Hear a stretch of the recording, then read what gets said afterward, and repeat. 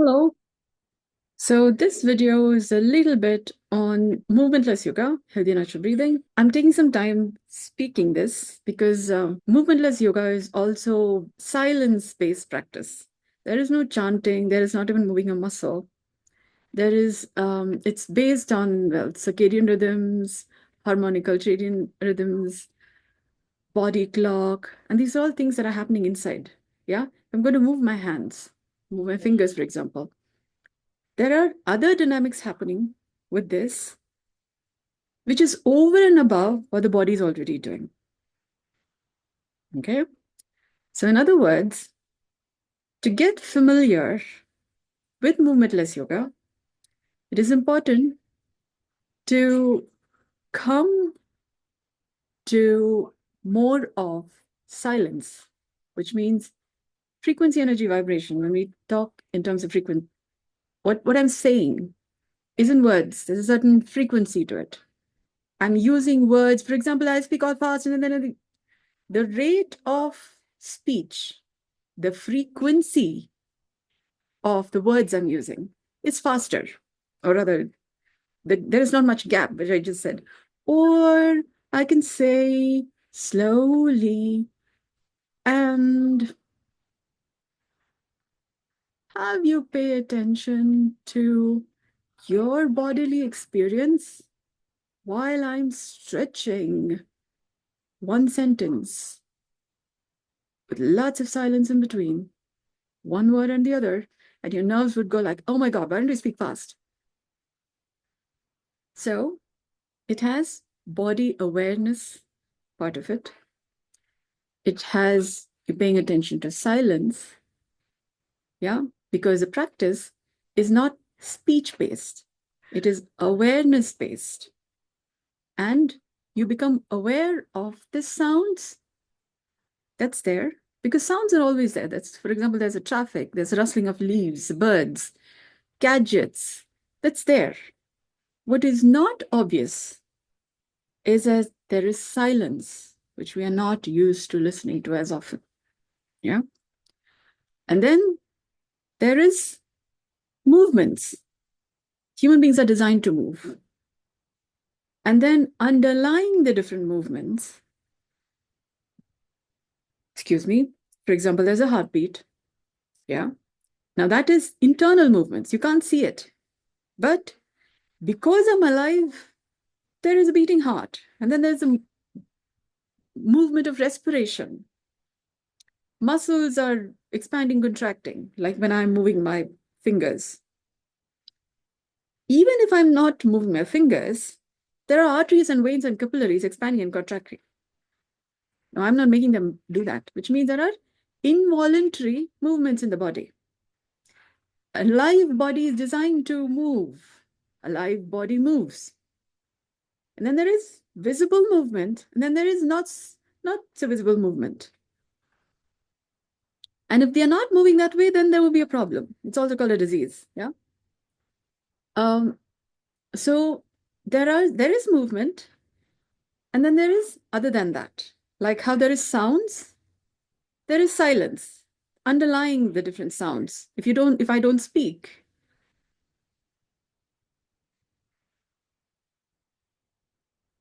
you can listen to silence. Yeah. Now, if you don't speak, you can listen to sounds that's already there.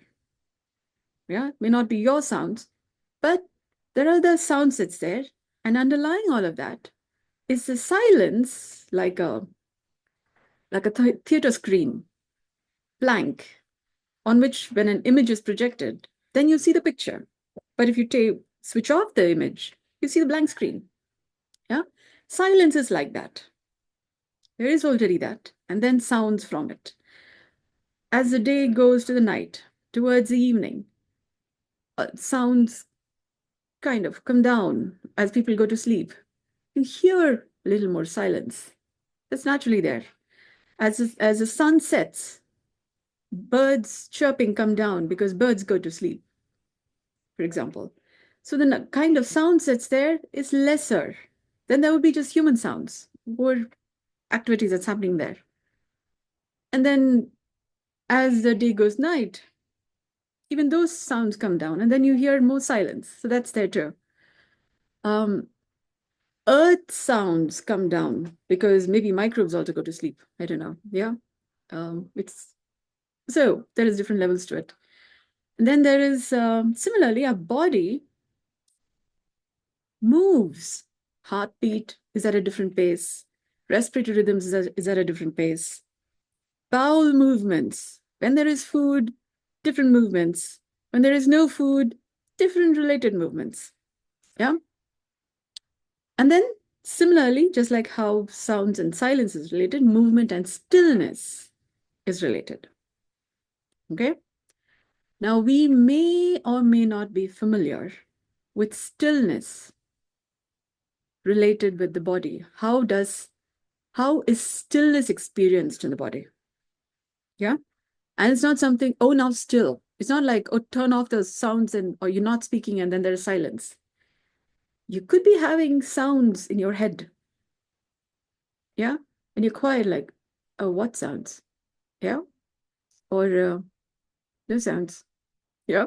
Because you could have an internal commentary going on. Or you're hearing sounds from memories or thought lines that's there. You get a smell. Yeah. You're not making sounds, but you smell, for example, something, and then you say orange. No, rosemary. Yeah. So there is this internal discernment and how you recognize something. So that's also in words. Yeah. So there is a sound, so to speak, that your um, thinking processes make, so to speak. Yeah.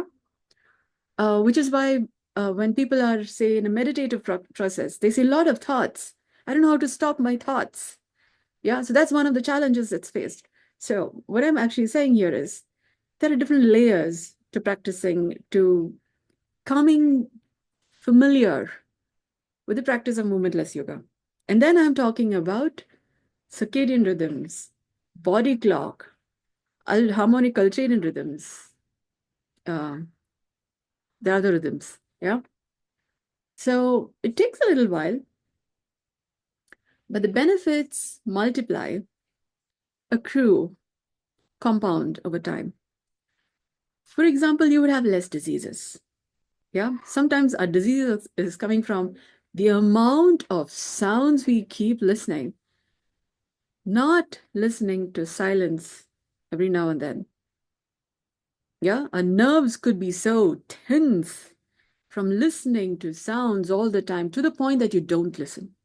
Somebody is telling you something, it's like this sounds all the time, your nerves are tired. And then towards the end of the day, you have somebody else talking to you, your nerves don't have the bandwidth to listen. It's like that. And then you need to sleep to rest your nerves, for your nerves to then be able to listen. Okay. So that's a health concern, but that's also a relationship concern. Yeah. Personal dynamics, your wellness, because other people have a difficulty with speaking with you. Yeah. So what becomes so emotional bandwidth goes, ooh, yeah. And then your heart has a problem from you can't speak this matter, but you have this experience of living, and this keeps going on. This keeps happening to me, and you don't know why this is happening to you. So I'm speaking from the realm of the unknown.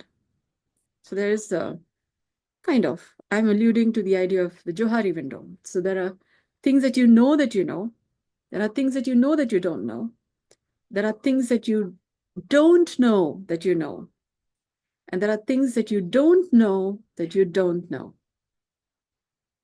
I'm speaking from the realm of things that you don't know that you don't know. Okay? So for now, if you can some way pay attention to silence in any way. For example, you're listening to music. Try switching off that music. Yeah? And listen to what sounds there are from switching off that music. For example, the tinkering of, say, some vessels, the neighborhood. Could be. Or somebody making some sounds. or talking, leaves, or the sound of wind. Could be that too. There's a sound to it. There's also a static sound of earth. Kind of. It's a kind of a static kind of a sound. So there are many sounds which we may not have known that there is to be listened to. Because either we're listening to people, or we're listening to music, or we are doing some activities. So nerves don't know what we don't know. Yeah? Nerves don't know what nerves don't know. And then our body is not just nerves. There are so many other aspects to our body. So it becomes easier to get familiar with your body, what you already have in your life, what there already is there to experience, and several levels of wellness that is possible from slightly turning down the volume on what there already is in some way, because sometimes the distractions may be taking you away from what is already there to be appreciated in the present moment.